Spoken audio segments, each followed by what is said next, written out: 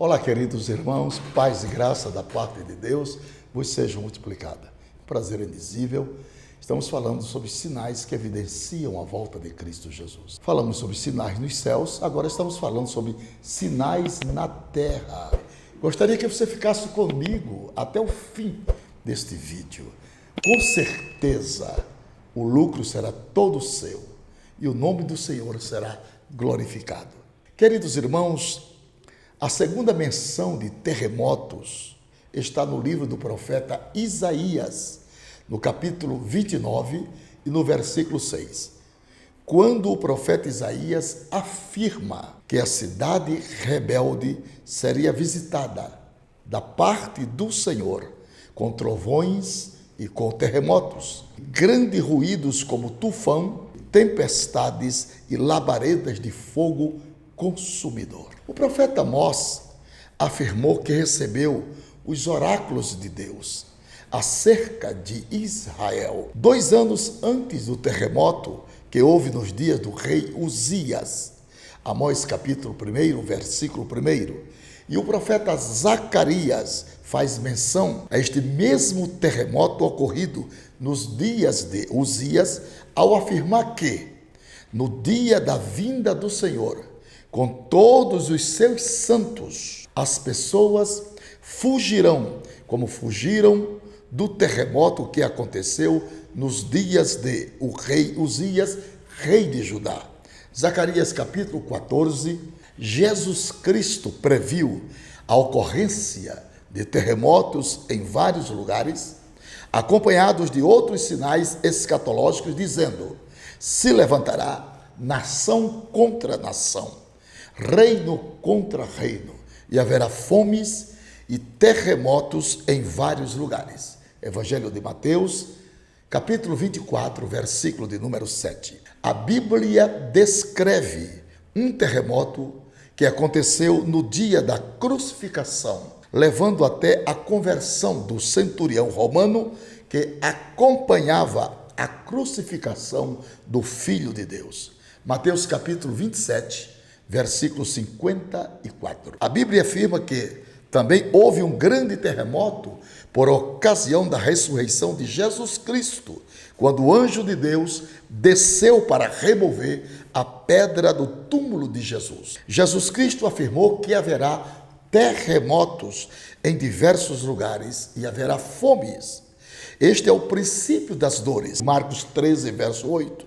Jesus Cristo ainda afirmou que haverá em vários lugares grandes terremotos e pestes e fomes. Haverá também coisas espantosas e grandes sinais nos céus. Lucas capítulo 21, versículo de número 11.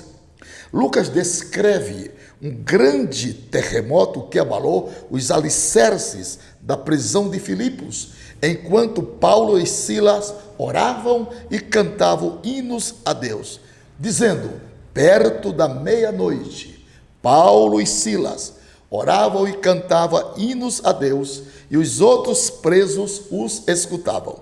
E de repente sobreveio um tão grande terremoto que os alicerces do cárcere se moveram, e logo se abriram todas as portas, e foram soltas as prisões de todos. Atos capítulo 16, versículos 25 e 26. O apóstolo João escreveu que quando foi aberto o 6º selo, houve um grande terremoto, e o sol tornou-se negro como saco de silício, a lua tornou-se como sangue. Apocalipse capítulo 6, versículo de número 12. João também viu quando um anjo tomou o incensário, encheu de fogo do altar e lançou sobre a terra, e houve trovões, vozes, relâmpagos e terremotos. Apocalipse capítulo 8, versículo de número 5. Meus queridos irmãos, por ocasião do arrebatamento das 2 testemunhas, João também viu um grande terremoto, provocando a queda da 10ª parte da cidade de Jerusalém, e no terremoto foram mortos 7.000 homens, e os demais ficaram atemorizados e deram glória ao Deus do céu. Apocalipse capítulo 11, versículo 3. O apóstolo João ainda escreveu que abriram-se o santuário de Deus que está no céu, e no seu santuário foi visto a arca e o seu pacto, e houve relâmpagos, vozes e trovões e terremotos e grande saraiva. Apocalipse capítulo 11 e versículo de número 19. Vamos agora aprender algumas reflexões escatológicas sobre terremotos. Apesar da história registrar esses terríveis e devastadores terremotos, a Bíblia prevê no livro do Apocalipse um terremoto tão avassalador que irá sacudir todas as principais capitais econômicas e políticas das nações, com uma grande magnitude jamais vista desde que existe o homem sobre a terra, por ocasião da 7ª taça da ira de Deus, dizendo: e o 7º anjo derramou a sua taça no ar, e saiu grande voz do templo do céu, do trono, dizendo: está feito. E houve vozes e trovões e relâmpagos e um grande terremoto, como nunca tinha havido desde que há homens sobre a terra. Tal foi este grande terremoto. E a grande cidade fendeu-se em 3 partes, e as cidades das nações caíram, e da grande Babilônia se lembrou Deus para lhe dar o cálice do vinho da indignação da sua ira. Toda a ilha fugiu e os montes não se acharam mais. E sobre os homens caiu do céu uma grande saraivas, pedra do peso de 1 talento, que equivale a 42 a 60 quilos. E os homens blasfemaram do Deus do céu por causa das pragas da saraiva, porque a sua praga era muito grande. Apocalipse capítulo 16, versículos 17 ao versículo 21. O profeta Isaías também já havia previsto que a terra seria sacudida e balançaria como uma rede de dormir e como um bêbado que caminha tropeçando, dizendo: a terra será de todo quebrantada, ela totalmente se romperá, a terra violentamente se moverá, a terra cambaleará. Quase que não saía, mas saiu. Cambaleará como um bêbado e balanceará como rede de dormir. A sua transgressão pesa sobre ela, e ela cairá e jamais se levantará. Livro do profeta Isaías, capítulo 24, versículo 19 e 20. O apóstolo Pedro também descreveu o planeta Terra dissolvido por uma grande hecatombe,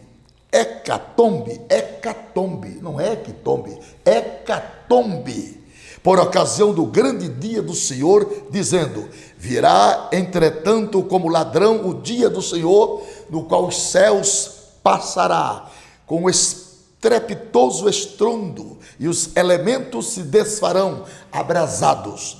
Também a terra e as obras que nela existem serão atingidas. Segundo Pedro, capítulo 3 e versículo de número 10. Ao descrever os elementos da terra se desfazendo em brasas, o apóstolo Pedro poderia estar descrevendo cenas terríveis de um grande vulcão desfazendo-se em fogo, os elementos do núcleo da terra para fora, e ainda possível choque de meteoros vindo do espaço ao encontro da terra. Apocalipse capítulo 8 e versículo de número 7 a 11.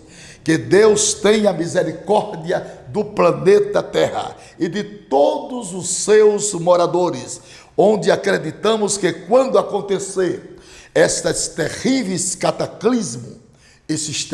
cataclismos sobre a humanidade pecadora, a igreja fiel terá sido arrebatada ao encontro do Senhor Jesus Cristo dos ares.